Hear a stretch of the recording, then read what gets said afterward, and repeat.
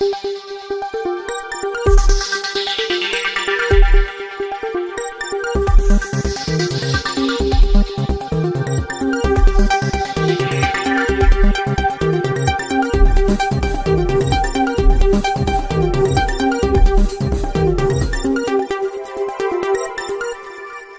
కాంగ్రెస్ వారాంతర సమావేశానికి ఇచ్చేసినటువంటి party seculars అందరికీ నా ప్రత్యేక ధన్యవాదాలు. ఈరోజు ఆంధ్రప్రదేశ్లో రాజకీయ పాలన సాగిస్తున్నందుకు ఒక విధంగా బాధపడాలో సంతోషించాలో అర్థం కానటువంటి పరిస్థితుల్లో ఉన్నాం. ఇక్కడ ఆంధ్రప్రదేశ్లో ఏ విధమైనటువంటి అభివృద్ధి కార్యకలాపాలు లేకపోగా ప్రజాస్వామ్యాన్ని పూర్తిగా తొంగలో తొక్కుతున్నారు. ఉదాహరణకి ఆంధ్రప్రదేశ్కి ఉప ముఖ్యమంత్రి హోదాలో పవన్ కళ్యాణ్ గారు తిరుగుతున్నారు. అంటే ఇప్పుడు ఈ జనరేషను ఏమని అర్థం చేసుకోవాలి? చట్టాలను గౌరవించాలా, అసలు ప్రజాస్వామ్యం ఉందా అనే అనుమానాలు కమింగ్ జనరేషన్కి, ఇప్పుడున్నటువంటి ఈ తరానికి, చదువుకున్నటువంటి పిల్లలకి అనేక అనుమానాలు వస్తున్నాయి. ఉప ముఖ్యమంత్రి పదవి కాన్స్టిట్యూషనల్ పోస్ట్ కాదు. ఒకవేళ కాన్స్టిట్యూషనల్ పోస్టే అనుకుందాం, అసెంబ్లీలో తీర్మానం చేశారా? లేదు, పవన్ కళ్యాణ్ గారిని అందరి మంత్రులతోనే సమానంగా ఒక మంత్రి స్థానంలోనే మంత్రిగానే ప్రమాణ స్వీకారం చేశారు. అతను ఉప ముఖ్యమంత్రిగా ఈ రాష్ట్రానికి పరిచయం చేస్తున్నారు. అంటే ఎవరికి వాళ్ళు ఉప ముఖ్యమంత్రిగా చెప్పుకోవచ్చా? అది చట్టవిరుద్ధమా, చట్టబద్ధమా అనేది మొట్టమొదట కూటమి ప్రభుత్వం తెలియజేయాల్సినటువంటి అవసరం ఉంది. అదేవిధంగా ఉప ముఖ్యమంత్రి హోదాలో ఒక ప్రత్యేకమైనటువంటి ప్రోటోకాల్, ఇదంతా ప్రజాధనం, తోటి మంత్రులతో పాటు ఒక ఎడిషనల్గా ఒక ప్రోటోకాల్ ఏర్పాటు చేశారు. దానివల్ల అదనంగా ఈ రాష్ట్ర బడ్జెట్లో నుంచి కేటాయింపులు జరుగుతున్నాయి. అతను అసెంబ్లీలో కూడా ఈ రాష్ట్ర ప్రజలు చూస్తుండగా, తోటి మంత్రులు చూస్తుండగా, అది శాసనసభలో ఉప ముఖ్యమంత్రి హోదాలో మాట్లాడడం కూడా చట్టవిరుద్ధమే. ప్రజాస్వామ్యాన్ని మొట్టమొదటి మీరే గౌరవించకపోతే ఈ ఆంధ్రప్రదేశ్లో శాంతి భద్రతల సమస్యలో పరిస్థితి ఏంటి? ఈ ప్రజాస్వామ్యంలో చట్టాలు ఉన్నాయి అని చెప్పాల్సినటువంటి మీరే చట్ట వ్యతిరేకంగా మీరే ఒక పోస్ట్ క్రియేట్ చేసేసుకొని ఆ పోస్ట్ ప్రకారం మీరు ఒక రాజ్యాంగేతర శక్తులుగా మారిపోయి ఈ రాష్ట్రాన్ని శాసిస్తాం అని అంటే ఎంతవరకు సమంజసమని రాష్ట్రీయ ప్రజా కాంగ్రెస్ పార్టీ ఈరోజు సూటిగా ప్రశ్నిస్తుంది. చంద్రబాబు నాయుడు గారు దీని మీద వివరణ ఇవ్వాలి. అలాగే ఈ ఆంధ్రప్రదేశ్ గవర్నర్ గారు కూడా వివరణ ఇవ్వాల్సినటువంటి అవసరం ఉంది.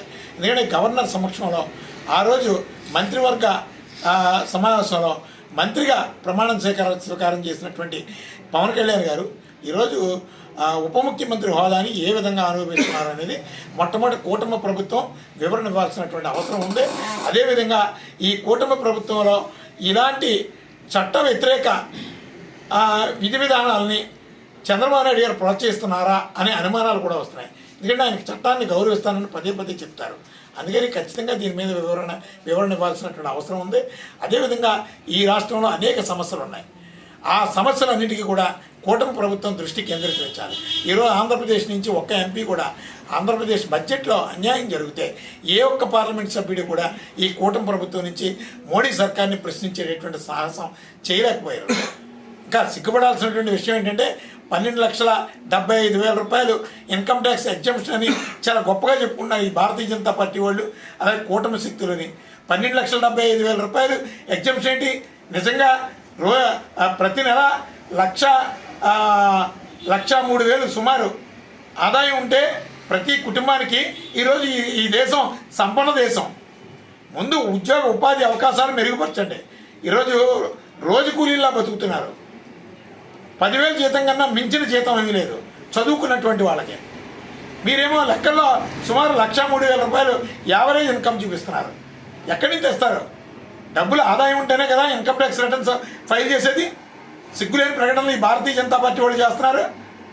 నరేంద్ర మోడీ గారు, నిర్మలా సీతారామన్ గారు ఈ దేశం గర్వపడే సామాన్య మధ్యతరగతి కుటుంబాలకి పట్టం కట్టారు. ఏం పట్టం కట్టారు? 12,75,000 రూపాయలు మీరు ఏ విధంగా ఆదాయాలు చూపిస్తున్నారు? కాకి లెక్కలుగా చూపించడం. ఎవరు సంపాదిస్తున్నారు? ఏ కుటుంబం సంపాదిస్తుంది? రోజుకి 200 రూపాయలు సంపాదించడానికి కూడా అతి కష్టంగా బ్రతుకుతున్నారు కూలి పనులు చేసుకొని. సగటు వ్యక్తి ఇక్కడ చదువుకున్న పిల్లలు కూడా రోజుకు 200-300 రూపాయలకి కూలి పనులకు వెళ్తున్నారు. ఇక్కడ ఏ ఉపాధి లేదు, ఏ అవకాశాలు లేవు.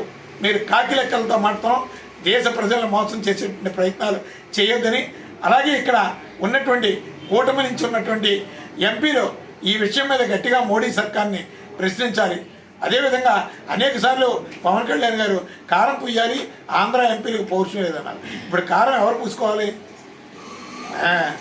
మీరంతా కూటమి పార్లమెంట్ మెంబర్లు పూసుకోవాలా, లేదంటే పవన్ కళ్యాణ్ గారు పూసుకోవాలన్నది అర్థం కావడం లేదు. మీరు కేవలం గొప్పలు చెప్పుకోవడం తప్ప ఈ ఆంధ్రప్రదేశ్ భవిష్యత్తు కోసం మాట్లాడేటువంటి పార్లమెంట్ సభ్యుడు కానీ అసెంబ్లీ నుంచి ప్రాతినిధ్యం వహిస్తున్నటువంటి వాళ్ళు కానీ ఈ ఆంధ్రప్రదేశ్లో లేరు.